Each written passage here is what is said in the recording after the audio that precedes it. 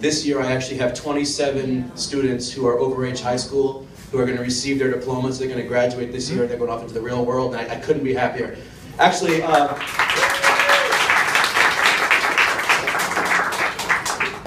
thank you. Another reason I brought this is that one of my first alumni went into a program at Valencia for architecture, and the first thing she did was she actually created this in a computer. She 3D printed the space shuttle for me and brought it back as a way of saying thank you, which I really appreciated. So, now that I have you all in the palm of my hands, like putty. I'm a paleontologist. I do go hunting for dinosaurs all over the country, and I dig a lot for things around here. I was president of the Florida Fossil Hunters for a while, and I wanted to kind of talk to you a little bit about some of the stuff that we find right here. Plus, who here loved dinosaurs as a kid? Jurassic Park. Yeah, right? Jurassic Park. Absolutely. So, who grew out of it? Yeah, most of you. So there have been a few things, even in the most recent times, the last couple of weeks, that have totally changed the way we look at dinosaurs. So this being the perfect venue for that, I kind of wanted to bring you guys back to, not back to the future, but back to the past. So, anybody know what time it is right now? Before we get into it, I want to talk a little bit about how we look at time from a paleontologist perspective. So the time right now is, yeah, it's like around 7:13. But we say that more specifically. How else do you say that? PM. PM, thank you. If you want to get more specific, it's on a Thursday.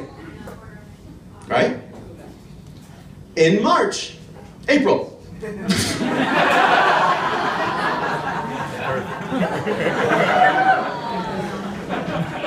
I had so much days, you guys, to fix this PowerPoint. Whatever.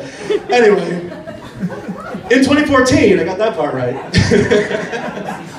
In the 21st century, and that's usually about as far as you take it. From a scientist perspective, we would then go on to say, it's in the subatlantic age of the Holocene epoch and the quaternary period of the Phanerozoic era of the Cambrian explosion. Woo! Woo! Yeah, that's a lot. But that's kind of the way that scientists break up time so we can look back at things. We speak about time in very short terms, because, you know, relatively speaking, time is all kind of relative, you know? So let's take a look at, this is a way that we also put it into a little bit better perspective. Has anyone here liked the new show Cosmos? Neil deGrasse Tyson, literally on the ballot next year. Let's make it happen, folks. Let's do it. Anyway, before Neil deGrasse Tyson was killing it on Fox, Carl Sagan developed a cosmic calendar that kind of explained how life developed on our world and in the rest of the universe. And it kind of takes the entirety of time, all of life, and puts it into a single year calendar. And if you start on New Year's Eve, you gotta start with, hold on, hey, lasers. It's already better, right? It's already a better presentation because lasers are involved. Starting on January 1st with the fireworks of the Big Bang, then we go up through March until the formation of the Milky Way. The solar system didn't form in our galactic year until mid-August. That's a significant amount of time before even the little blobby orbs we're on started forming together. Then in September, the first forms of life appeared. And it wasn't until 2 months later they figured out that they could bump bugs with each other and make new things. And then once they stumbled onto that discovery, then we see that December was a very busy month for life in general. The first animals as we know them showed up on December 15th. Vertebrates on the 17th. Dinosaurs showed up on Christmas Day because I was a very good boy this year. And then birds and flowers as we know it on the 28th. Funny story, flowers only exist because the dinosaurs had gotten so big and so dominant on this planet that they were eating all the plants. So flowers needed to create a way that they could reproduce without getting swallowed all the time. So flowers only exist because dinosaurs were eating too many plants. Factoid number one. So the dinosaurs were dominant in the food chain on the 29th. On the 30th, they all went extinct. Then if you talk about when humans evolved as we know them, that wasn't until 11:58 p.m. on New Year's Eve the following year. So we have only been here for a wee tiny blip of the entire space-time continuum. So let's take a look at how some of the other things have changed. First off, This is a picture of Earth during the late Cretaceous. This is 65 million years ago. This is the time when T.rex was stomping around, just really ruining people's days. And then here's a picture of Earth during the sub-Atlantic Holocene, so last Thursday. If you take a look at the two images, what kind of things do you notice are missing? Is there anything different about these two photos? Clouds. Clouds? Yeah. Well, the scientists wanted to be absolutely sure they got it right, so they're not sure how the clouds worked out, so they kind of omit for this version. But yeah, we can make some conjectures. Anything else? All the water. Look at all this. This is called the Great Interior Seaway. So during the Cretaceous period, there wasn't just North America. It was West America, East America, and Canada. And all that was underwater. We find marine fossils in the middle of Kansas, where there's no water now. So this is kind of the stuff that shows us a little bit about how the world itself actually works. So that begs the question, were there ever dinosaurs in Florida? Well, the answer might be surprising to you. When I talk about this with my own students, I realize I can kind of yap at them to the blue in the face and they're not going to pay attention, or then I lose them. But how do we get our news now? You can go to the books, you can read about it, you can ask people you know, or you can just kind of go to the internet, right? Really, we get all of our information from things like Facebook. So, let me paint a different version of this picture, shall we? So, roughly 65 million years ago, Chicxulub asteroid's hitting up Earth today, if you know what I mean. Triceratops says, no! But T.rex liked it because he's a jerk. And then he figured out what was going on. Wait, what? No! Earth itself was like, oh yeah, Caribbean, baby! Because 48 million years ago, we created the Caribbean. Rodents are all like, we got next! And the roaches are, what else?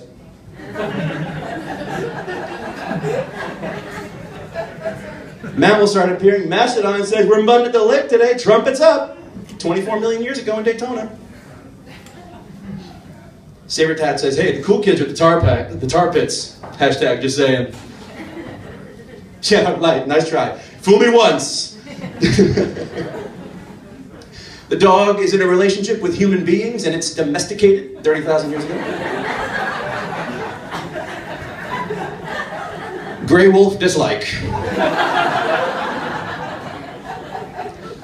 So, that kind of paints another picture of how we see life evolve and things change. Incidentally, who here is a dog? Any dog people in the house? Rich guys, cat guys? Is that what it is? All right. No. Anyway, every dog that you know, whether it's an adorable Austin Boston Terrier or a tiny little, Chihuahua Shih Tzu half thing, or one of those that giant Great Dane, looks like a Dalmatian that you see around town, all the same species. They're all Canis familiaris. They all descend from the gray wolf, and that domestication and that split happened about 30,000 years ago. So, back to the question. Did Florida have any dinosaurs? And unfortunately the answer is no, because Florida didn't even exist until 30 million years after the last dinosaur was wiped out. And they had enough time too. It took 30,000 years for these guys to disappear. So, if you're like me, a lot of folks in here, the last time dinosaurs were cool, not including Jurassic Park, because Jurassic Park brought it all back to being awesome and everyone's on top of it, and it's still kind of riding that particular coattail. But before that, the dinosaurs were cool when you had your 1980s dinosaur toys, where everything was a ferocious meat-eating monster. It doesn't matter if you ate twigs and berries or the flesh of your neighbor, everybody had razor-sharp pointy teeth. They were all massive reptilian monsters, and T.rex was the baddest badass in the group. He was ready to throw down against Thundercats and GoBots. He didn't even care. And that's where we got our information from. We pictured these big, sluggish, reptilian beasts. And a lot of that we can blame on our parents and grandparents, because during their time, the access they had to dinosaurs, which were still really new and really cool, was in Fantasia from 1940. This is one of the most famous scenes out of the whole movie that doesn't involve tutus and hippos. And this shows a Tyrannosaurus Rex fighting against a Stegosaurus. A couple of problems with that. First off, the Tyrannosaurus Rex is shown here having 3 fingers. You can check out the model I have up here with me. He's only got 2 fingers on each hand. Walt Disney himself even came out and said, yeah, I know they have 2, but I thought 3 would be scarier, so we just did it. And the Stegosaurus is a gigantic creature. So there's a Stegosaurus, there's T.rex, and then Homo sapiens from the sub-Atlantic Holocene. Last Thursday. Now here's another problem. Here's the big problem that paleontologists have with Fantasia. As great as it is for getting people interested, it's so crazy inaccurate. Because the Tyrannosaurus lived during the Cretaceous period, 65 million years ago. The Stegosaurus was from the Jurassic, which is 155 million years ago. Now, doing the quick math on that, there's about a 90 million year difference between Stegosaurus and Tyrannosaurus rex.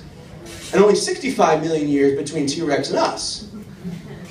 So, for all intents and purposes, as great as Fantasia was, T.rex is actually a lot closer to this conversation than he was to fighting a Stegosaurus. And if a T.rex was here right now, I'm pretty sure it would play out pretty much just exactly as expected. So let's go back to Fantasia. 1, 2. Anyway, moving on. So back in Fantasia, if we update this a little bit, this is an artist on DeviantArt who, just for research purposes, a guy named Zombiesaurian who updated the Fantasia picture. So here, with more modern information, the Stegosaurus is a lot leaner. It's a much more dynamic animal. It has the new armor plates that we discovered recently. These plates are all different sizes. And this guy, that's not Tyrannosaurus anymore. That's Allosaurus, who was also a big Jurassic predator. Okay, so this updates the picture. It makes it all just come into a really happy symphony, which I think was the whole point of that movie in the first place. Speaking of interesting finds, check this out. This is something that was brand new. This was from, this was announced last week. They discovered a brand new type of tyrannosaur that lives up in the Arctic Circle. Dinosaurs didn't cover Florida, but they covered just about everywhere else. And in this case, the Nanuqsaurus hoglandi, which means the polar bear lizard, lived in the Arctic Circle. It was 20 feet long, so basically half the size of T.rex, or 3 times the size of this. Basically, he would probably fit in this room, but he'd be bumping into the lanterns all the time. The fish, he would have a nightmare with the fish, I'm telling you. I mean, I had to swerve around. Now, how is a Tyrannosaurus rex able to survive in an Arctic environment? Well, just for the same reason there was water everywhere. It wasn't Arctic yet. This is an Earth that does not have snow. This is an Earth without ice. The average temperature was 20 degrees hotter across the entire planet. And in the Arctic, it was 15 degrees. Still chilly, but no Arctic tundra. So this creature, you can also see, it's covered in feathers. We have figured out a bunch of different things about dinosaurs, including, we now know what colors they are. We know without a doubt the coloration on a number of different dinosaurs. Because inside of the feathers and the skin, we have found all kinds of pigment molecules. I brought as an example, this is a replica of an Archaeopteryx. It's a kind of reptilian/avian dinosaur. It has a lot of feathers to it. You can take a look. It's got a lot of bird-like features. I'll have this for after the talk. You can come take a closer look at it. But you can see with the feathers around the outside, we have been able to find these pigment molecules. And when you look at them under a microscope, you can see clear, distinct patterns that correlate to colors. And we didn't just make that up. We actually compared that to other modern creatures. If we look at different types of birds that exist now, we find the same microstructures that correlate to the pigments in modern birds and in dinosaurs. Oh, I'm sorry. Well, here, take a look. Inside of these different slides, there are all these different structures that look like little bacteria or little pills and things like that, or these little striations. These little lumps are actually bits of they're cell material that reflect a certain color. They actually absorb certain types of pigment. And when the structures show up in a different way, kind of like the rods and cones of your eyes all have a different pattern to them and they are able to perceive different types of black and white or color, well, these give off different types of black and white or color.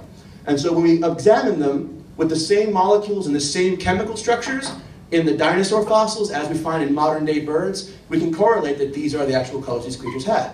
So here's one. This is the first actual photo of a dinosaur, well, an actual hand drawing of a dinosaur that we were able to produce. This is a creature called Anchiornis huxleyi.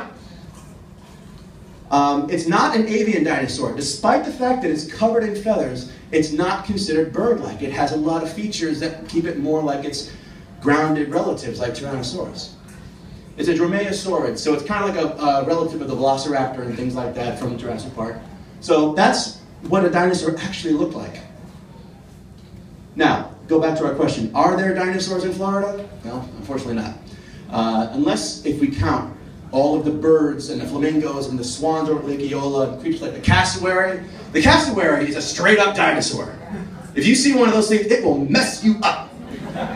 Cassowary, for those of you who don't know, let me Google that for you. The cassowary is like a 6-foot reptilian-looking bird. It's got a big blue neck and a furry-looking downy body. The feathers are more for warmth than for flight. It's got a huge bony crest on the top of its head, a 6-inch retractable claw, and it just loves to mess with humans. This thing is a straight-up dinosaur if there ever was one. So thankfully it's not here in Florida except for a few in zoos. But as far as what else we have, we don't have any dinosaurs, but we have a lot of other really cool things. That other image I showed you of Florida, where the beachfront property extended way out into the Gulf of Mexico, well, that was still pretty popular today. So permit me, if I may, to deviate and introduce you to the lost city of West Tampa.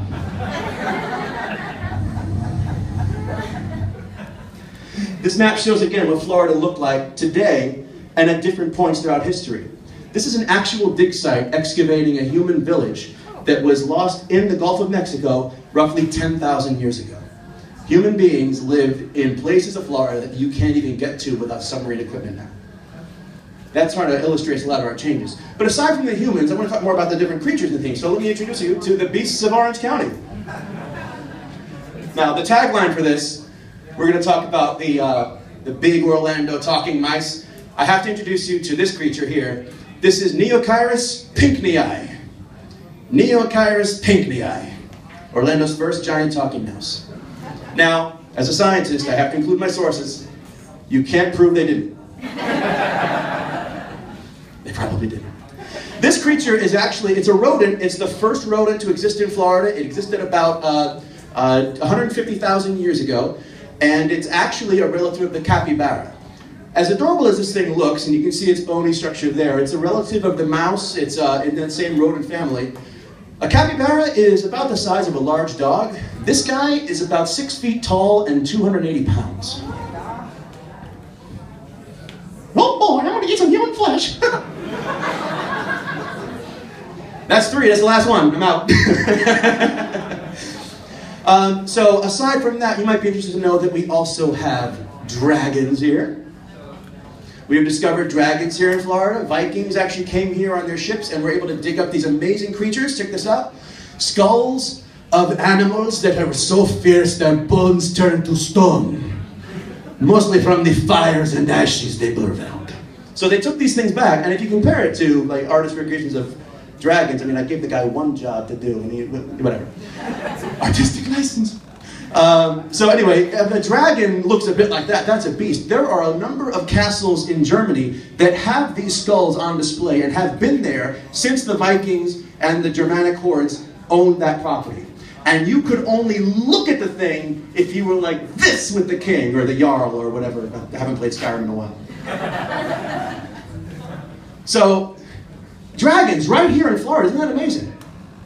Well, unfortunately, I have to burst a little bubble because that is actually the skull of the woolly rhinoceros. The woolly rhinoceros did live here. You can compare from the skull there that it's as dragon-looking as it is. Unfortunately, it belonged to a much hairier animal.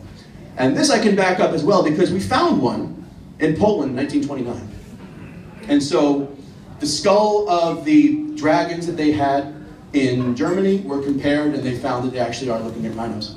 Something else that we have around here, you might not know that we had elephants, we had mastodons and mammoths, we had these giant elephants that lived right here in Florida.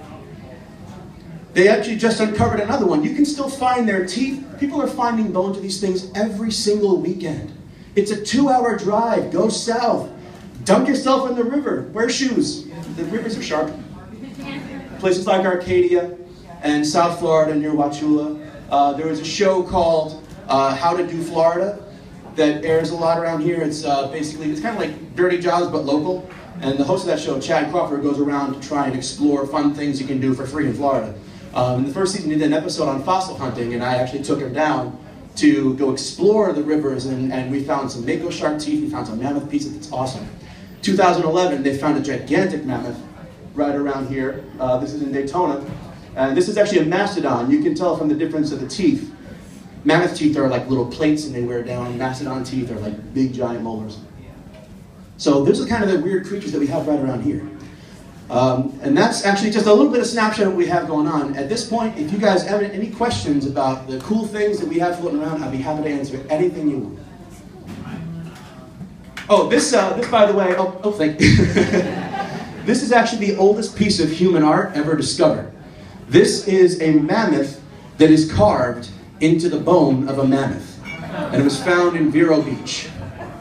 This, ladies and gentlemen, is the first Tupperware. The first recorded evidence of labeling your leftovers. Grog, what that is?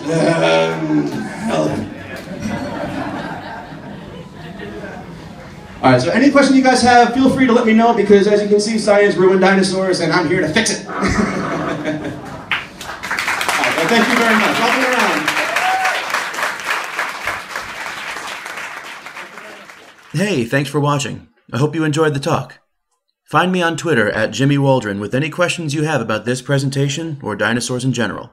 And click here to see how you can help bring sustainable, observable science discovery to underprivileged schools around the world.